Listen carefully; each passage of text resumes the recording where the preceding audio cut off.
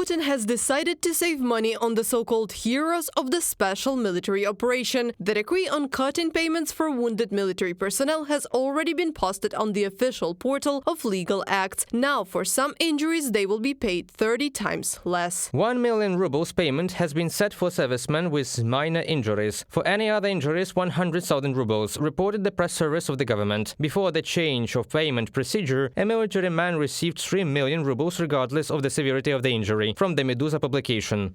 And this is just the beginning. Experts believe the Kremlin is already saving money on long-range missiles and uses them less and less often in the war against Ukraine. The Russian army has switched to cheaper drones. The economy cannot withstand record spending on the military-industrial complex and the army, economists explain. Inflation in Russia is expected to rise by about 20% in 2024, despite central bank chairwoman's promises to reduce the key rate by 2025.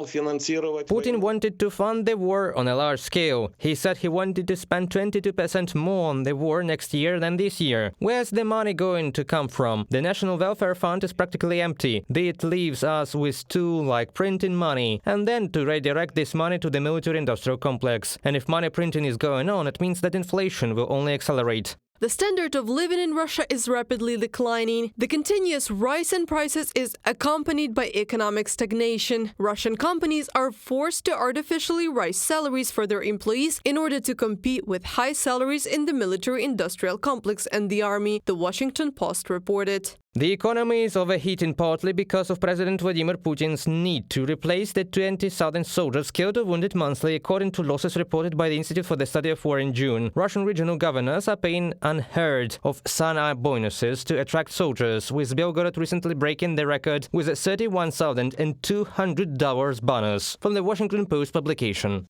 Russian regions spent up to 83% of their social budgets on payments to the military, as calculated by journalists of the publication Important Stories. Most of this money is compensation for injuries and death. Reported by Anastasia Tarnavskaya, Victoria Smirnova, UATV News.